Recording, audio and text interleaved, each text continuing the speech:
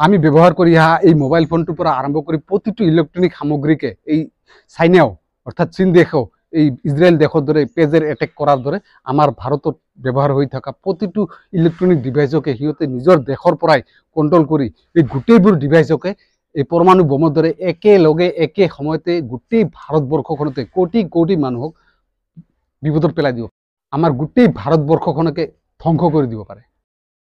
আৰু এইটো যে সম্ভৱ ইয়াক বুজিবলৈ হ'লে আমি লেবাননত হোৱা সেই পেজেৰ এটেকটোৰ বিষয়ে কিছু জানিব লাগিব। 17 ছেপ্টেম্বৰ 2024 সেইদিনাখন লেবানন দেশত এটা মেছেজ আহে, যিমানবোৰ পেজৰ আছিল সেই পেজৰবোৰত এটা মেছেজ আহে। সেই মেছেজবোৰ অহাৰ লগে লগে বিপ এটা শব্দ আহে। সেই শব্দটো পোৱাৰ লগে লগে মানুহবোৰে মেছেজবোৰ চাবৰ কাৰণে পেজাৰবোৰ উলিয়াই লয়। কিছুমানে সেই পেজাৰবোৰ হাতত ল'বই নোৱাৰে, তাৰ আগতে এই বিপ শব্দটো শুনাৰ লগে লগে মানুহৰ যিমান পেজৰ আছিল সেই পেজৰবোৰত এটা ধামাকা হৈ যায় আৰু লগে লগে যিমান পেজৰ আছিল অৰ্থাৎ 3000 পেজৰত একেলগে সেই বিস্ফোটবোৰ হ'ব ধৰে। ঘৰে বাহিৰে দোকানে পোহৰে য'ত য'ত মানুহে এই পেজৰবোৰ ইউজ কৰি আছিল তাতে এনেকুৱা ধৰণৰ সৰু সৰু ধামাকা হৈ যায় আৰু এই ধামাকাবোৰত প্ৰায় 28শ লোক আহত হৈ যায় আৰু তাৰে ভিতৰত এজনী সৰু ছোৱালী প্ৰায় 8 বছৰীয়া এজনী ছোৱালীৰ মৃত্যু হৈ যায়। এই ঘটনাটোৰ পৰা মানুহে ওলাবই পৰা নাছিল কি 24 ঘণ্টা নহওঁতেই পিছদিনাখন আকৌ এনেকুৱা ধৰণৰ এটা ঘটনা ঘটি যায়। প্ৰায় 500 ৱাকি-টকি আৰু ইলেক্ট্ৰনিক বাকি যিবোৰ ইলেক্ট্ৰনিক ডিভাইচ আছে যেনেকৈ এই ফিংগাৰপ্ৰিণ্ট ৰিডিং ডিভাইচ আৰু এই সোলাৰ পেনেল এনেকুৱা ধৰণৰ ইলেক্ট্ৰনিক ডিভাইচতো একেদিনেই একে সময়তে প্ৰায় 450 মান এনেকুৱা এটেক মানে 500টা ডিভাইচত বিস্ফোট ঘটি যায় আৰু এই বিস্ফোটত প্ৰায় 25 জন লোকৰ মৃত্যু হয় আৰু প্ৰায় 450 লোক আহত হৈ পৰে।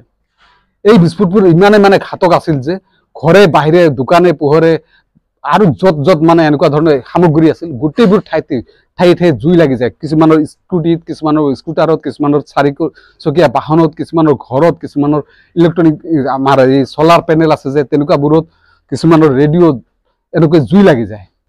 এই বিস্ফোটবোৰত যিমান মানুহ আহত হয় তাৰে ভিতৰত বহুতৰে ডিঙি ছিঙি যায়, যিবোৰে নেকি এই ডিভাইচবোৰ সন্মুখত লৈছিল বা আমাৰ এই পেজাৰবোৰ চাবলৈ মেছেজ চাবৰ কাৰণে সন্মুখত লৈছিল, তাৰ চকু উলিয়াই যায় বা মুখখন ফালি যায়, কাৰোবাৰ ডিঙি ছিঙি যায় এনেকুৱা ধৰণে। কিছুমানৰ ধৰ এই কঁকালত ৰখা আছিল বা পকেটত ৰখা আছিল সিহঁতৰ ভৰি ছিঙি যায়, পেট ফালি গৈ কিডনি উলিয়াই যায়, এনেকুৱা ধৰণৰ মানে দুৰ্ঘটনা ঘটি যায়। লগে লগে এই লেবানন দেশত যিমান হস্পিটেল আছিল তাতে আহতৰ সংখ্যা ভৰি পৰিলে, হস্পিটেলবোৰ ভৰি পৰিলে। সঁচাকৈ এইটো এটা বিৰাট ডাঙৰ চাইবাৰ এটেক বুলি ক'ব পাৰি। আমি সকলোৱে জানো যে ইজৰাইল আৰু হামাছৰ যিখন যুদ্ধ গাজাত আৰম্ভ হৈছিল, এই যুদ্ধখন এতিয়া গৈ গৈ লেবাননত গৈ পালে আৰু তাতে ইজৰাইল আৰু এই হিজবুল্লাৰ মাজত এখন যুদ্ধ আৰম্ভ হৈ গৈছে।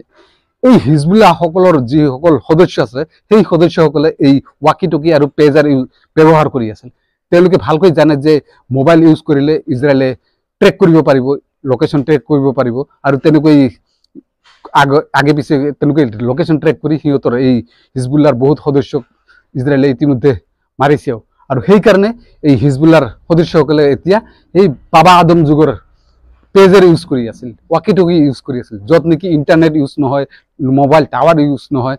আৰু সেইকাৰণে সিহঁতে ভাবি লৈছিল যে এইবোৰক সিহঁতে ট্ৰেক কৰিব নোৱাৰিব।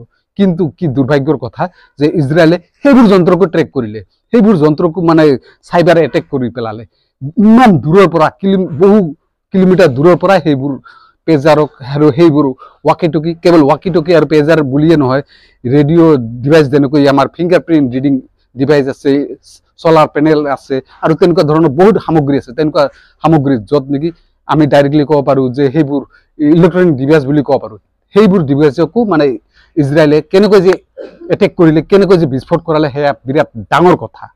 এই গোটেই ঘটনাখিনি চোৱাৰ পিছত এটা কথাটো আমাৰ মনলৈ আহেই যে আমি যিবোৰ যন্ত্ৰ ইউজ কৰি আছোঁ, যিবোৰ সামগ্ৰী ইউজ কৰি আছোঁ, যিবোৰ ইলেক্ট্ৰনিক ডিভাইচ ইউজ কৰি আছোঁ, যেনেকৈ আমাৰ মোবাইল ফোনটোৱে হওক বা আমাৰ ঘৰত থকা ডিছ টিভিয়ে হওক বা অন্যান্য সামগ্ৰী যিবোৰত নেকি টাৱাৰ লাগে, নেটৱৰ্ক লাগে, ইণ্টাৰনেট লাগে, সেইবোৰতো অতি সহজে দূৰৰ পৰা ট্ৰেক কৰিব পাৰি বা দূৰৰ পৰা বিস্ফোট কৰাই দিব পাৰি। কাৰণ লেবাননত ইউজ হৈ থকা এই পেজৰ বা এই ৱাকি-টকি বা তেনেকুৱা ধৰণৰ ইলেক্ট্ৰনিক ডিভাইচবোৰক যদি সিহঁতে যিবোৰ ডিভাইচত নেকি কোনো ধৰণৰ টাৱাৰ আৰু ইণ্টাৰনেট ইউজ নহয় সেইবোৰক যদি ইমান দূৰৰ পৰা বিস্ফোট কৰাই দিব পাৰিছে আৰু আমি এনেকুৱা ধৰণৰ যন্ত্ৰ ইউজ কৰি আছোঁ, এনেকুৱা ধৰণৰ ডিভাইচ ইউজ কৰি আছোঁ যিবোৰত নেকি ইণ্টাৰনেটো ইউজ হয়, ৰেডিঅ' টাৱাৰো ইউজ হয়, মোবাইল টাৱাৰো ইউজ হয়, তেনেকুৱাবোৰ যন্ত্ৰকটো বহুত দূৰৰ পৰাই বিস্ফোট নিশ্চয় কৰাব পাৰিব। আৰু তাতোকৈ ডাঙৰ কথা যে আমি বেছিভাগ ইউজ কৰি থকা এনেকুৱা ধৰণৰ ইলেক্ট্ৰনিক ডিভাইচেই হৈছে আমাৰ মেড ইন চাইনা। ডাইৰেক্টলি ক'ব পাৰোঁ যে এনেকুৱা আমাৰ ব্যৱহাৰ হৈ থকা বহুত ডিভাইচেই আছে যিবোৰ নেকি ডাইৰেক্টলি আমি ক'ব পাৰোঁ যে সেইবোৰ মেড ইন চাইনা, বা সেইবোৰ যন্ত্ৰত কিছুমান এনেকুৱা পাৰ্টছ আছে যিবোৰ নেকি ডাইৰেক্টলি ক'ব পাৰোঁ যে মেড ইন চাইনা। আৰু এটা কথা আমি ভালকৈয়ে জানো যে এই চাইনা অৰ্থাৎ চীন দেশ আমাৰ ভাৰতৰ চিৰশত্ৰু।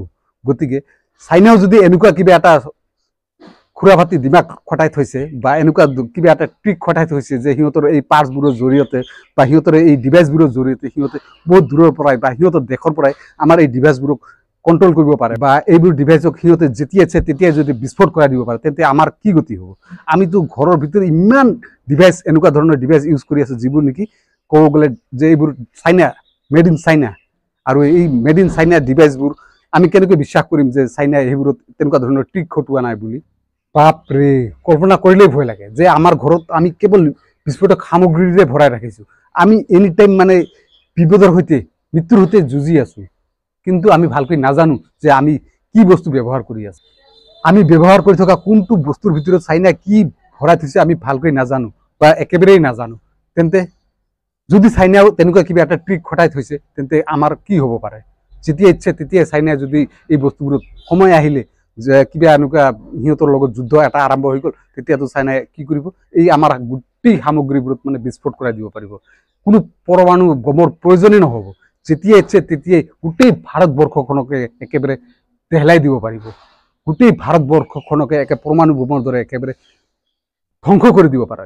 এই ইজৰাইলৰ দৰেই চাইনাও আমাৰ ভাৰতখনক এই পেজাৰ এটেকৰ দৰে যিকোনো ইলেক্ট্ৰনিক ডিভাইচক এটেক কৰি আমাৰ ভাৰতখনক কোটি কোটি মানুহক একেলগে একে সময়তে মানে বিপদত পেলাই দিব পাৰে, ধ্বংস কৰি দিব পাৰে আমাৰ ভাৰতখনক। আশা কৰোঁ আমাৰ ভাৰতত ভৱিষ্যতে এনেকুৱা কিছু নহওক, আৰু আশা কৰোঁ আমাৰ ভাৰত চৰকাৰেও আমদানি কৰা প্ৰতিটো বস্তুকে অলপ ভালকৈ নজৰ দিব, ভালকৈ নিৰীক্ষণ কৰিব। আজিৰ মোৰ এই ভিডিঅ'টো বেছি দীঘলীয়া নকৰি ইমানতে সমাপ্ত কৰোঁ। ধন্যবাদ।